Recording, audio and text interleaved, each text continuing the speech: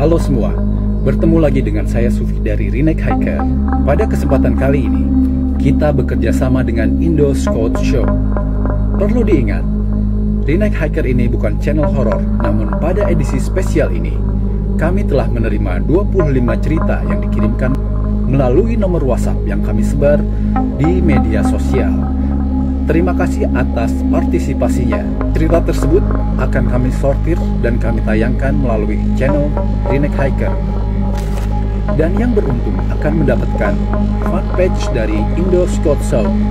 Page ini berisi storyteller cerita horor yang kamu alami saat kamu melakukan kegiatan di alam bebas.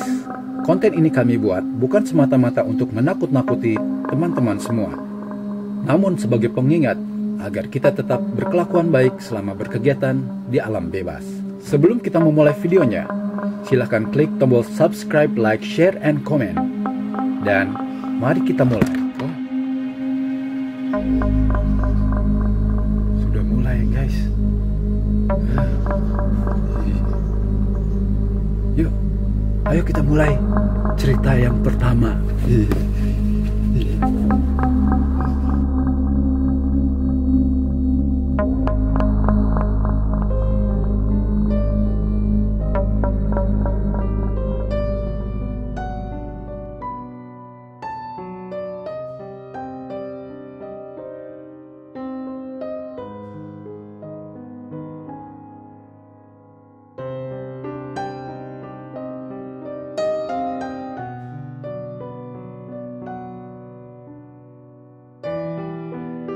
Kejadian ini gue alami kurang lebih pada tahun 2004. Saat itu, gue dan 3 orang teman gue yang bernama Ari, Eri, dan Eki mau naik ke Gunung Salak, tepatnya ke Puncak Salak 1 atau Puncak Manik. Kami janjian ketemuan di kampus sekitar jam 1 siang. Namun ternyata teman-teman baru pada kumpul jam 4 sore. Entah alasan apa, mereka datang begitu telat. Sambil cek-cek barang bawaan, Eri dan Eki sempat minum minuman beralkohol. Sedikit sih katanya. Akhirnya kami berangkat dari kampus jam 5 sore. Setelah cek dan recheck perlengkapan, logistik, dan konsumsi, kami berangkat ke Cidahu naik angkot. Kami rencananya memang mau naik ke Salak 1 via Cidahu. Singkat cerita, kami tiba di pos pendaftaran pendakian Cidahu jam 8 malam. Kami baru ingat bahwa malam itu adalah malam Jumat. Kami sempat berpikir untuk melakukan pendakian besok pagi saja.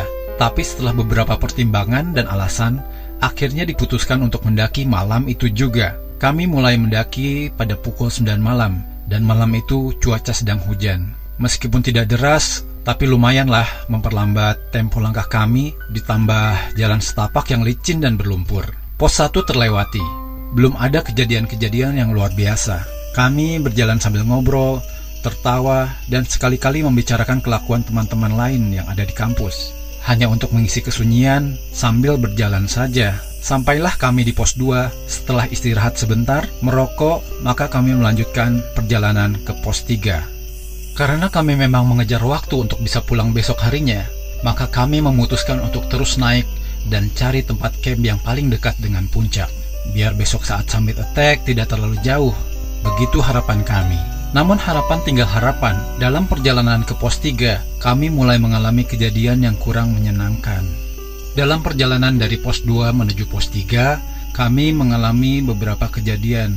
Kami merasa jalur yang kami lewati semakin lama semakin sempit. Sebelah kanan kami jurang dan sebelah kiri kami tebing. Di antara kami berempat, cuma Ari yang katanya pernah ke Gunung Salak. Kami semua adalah pendaki newbie. Pertama kali ke Gunung Salak. Hingga pada suatu ketika, karena jalur yang licin dan gelap, gue hampir masuk ke jurang.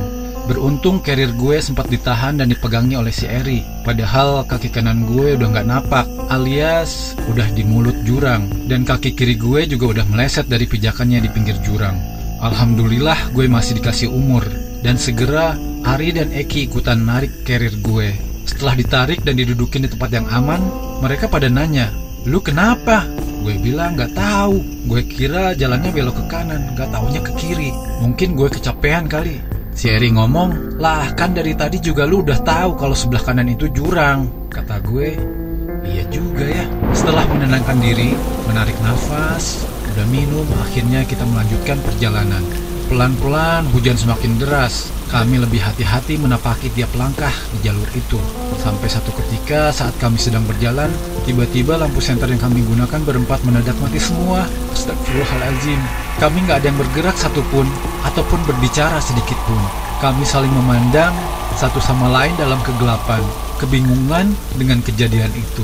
Si Eki yang tadi tukang berantem, preman, pada saat itu mukanya ketakutan.